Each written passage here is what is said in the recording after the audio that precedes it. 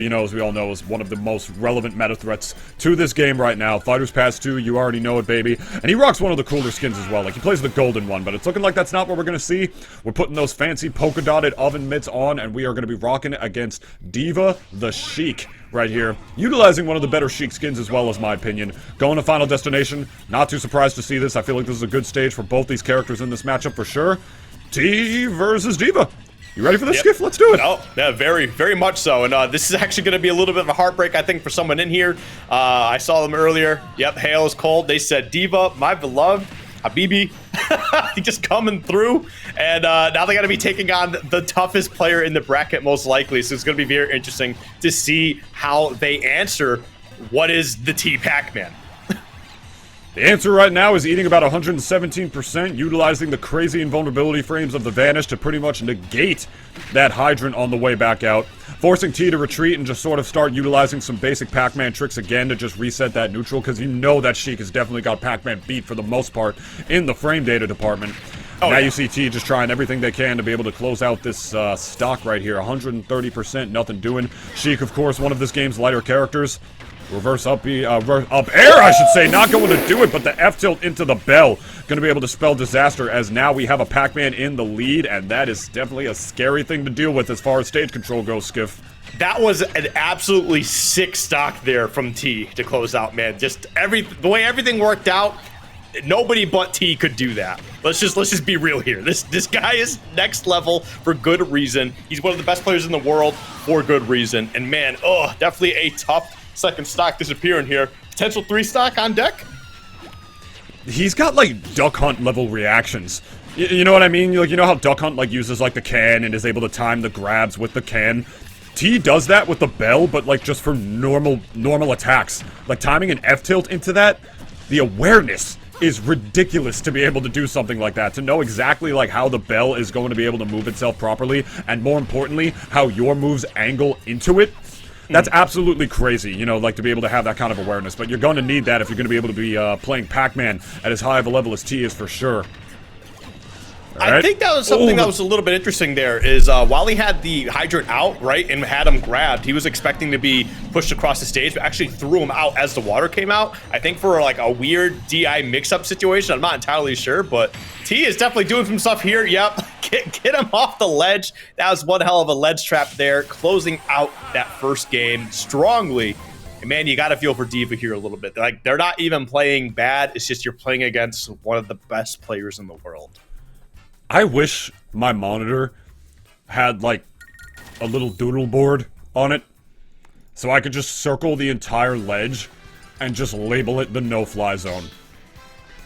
Yeah. There was like nowhere to go once you grabbed that ledge. There was literally nowhere to go on part of the Sheik and Diva right there. You do neutral get up, you're gonna hit that spring into the hydrant. You jump, you're gonna get hit by the hydrant. You roll, that's the one option that T like can't cover with the trampoline and with the hydrant right there. So you know that's where T himself is going to go to be able to get that coverage. It's like a little bit of that DDD factor, if that makes any sense. Like when using like Gordo by the ledge, where there's just a few moments where literally all options are covered, and sometimes it's best to just hang by the ledge. But even then, the right option to pick is just not always clear, or sometimes not existent, man. T just does such a wonderful job of just creating no-fly zones and just making the game feel impossible to play sometimes. 100%. But there we go. We got the Galaga combos coming into play here. Tried to look for a second back air, but a little too greedy. And now we're getting a little bit of a punish. Nothing too crazy. I mean, we all know the joke. Sheik can land 50 hits, but is only going to do 20 damage. But I mean, it's really not that bad. It definitely is blown out of proportion here. But ooh, I like that. Unfortunately, you got to trade in with after those two parries. And you just gotta get sent off stage here. Potentially close up the stack. No, gets the first hit on the up smash. And not gonna be able to follow through with the second hit. That's definitely a bit of an odd scenario. The true irony of those being called the launching hitboxes when they sometimes do not launch into the hitbox is something that will be baffling for us for years to come.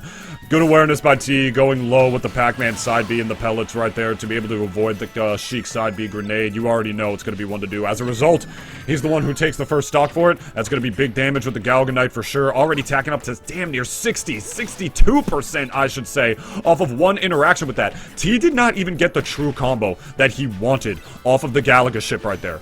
but he was still able to adapt accordingly to getting the weak hitboxes of it and just moving around accordingly. But the bouncing fish is going to be able to do it with the late nair. Good stuff on the part of Diva.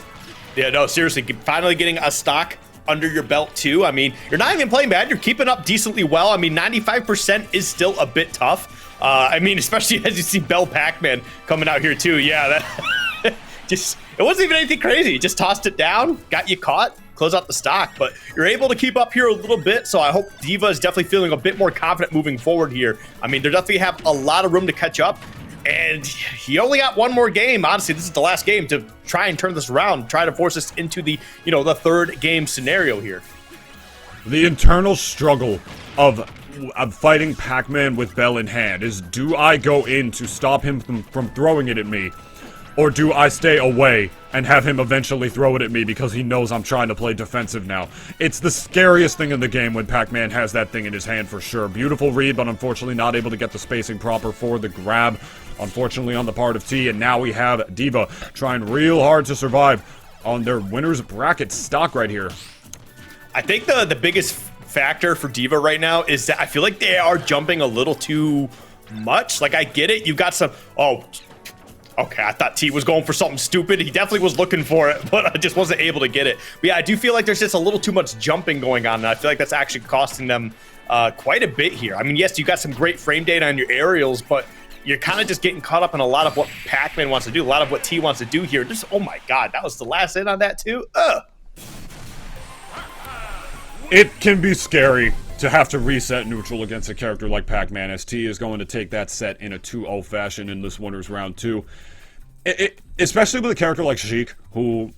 I don't want to say with the age-old notion of, oh, character struggles to kill or whatever, but like the character's raw kill power, besides like bouncing fish and whatnot, is not that strong, especially with a character who is deceptively heavy like Pac-Man.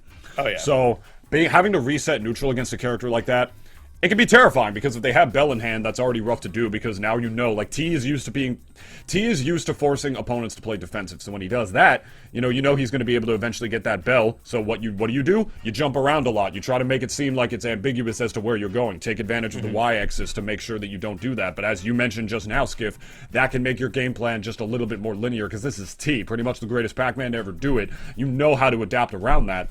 And then when they don't have the Bell in hand, and you just hang back charging needles, guess what? That means they get Bell in hand, because now you just reset neutral and they can plop the hydrogen down and get it. So it's like a damned if you do, damned if you don't kind of situation, you know what I mean? It's just very, very much a terrifying thing if you don't have the raw kill power to face off against Pac-Man. I know she can do it, but it is not easy, especially when you're fighting the best one in the world. So, shouts to Diva. It was a good effort, though. You gotta admit. I mean, getting the stocks off that they needed, not an easy thing to do against T. Let's be real. Yeah, it is definitely a bit of a rough spot there, just trying to go against T in general. You definitely hit it on the head. He's the Pac-Man. Like, if we think, if you go through the whole roster, right, and you're like, okay, who's the player I think of when I see this character? As soon as you get the Pac-Man, it's T.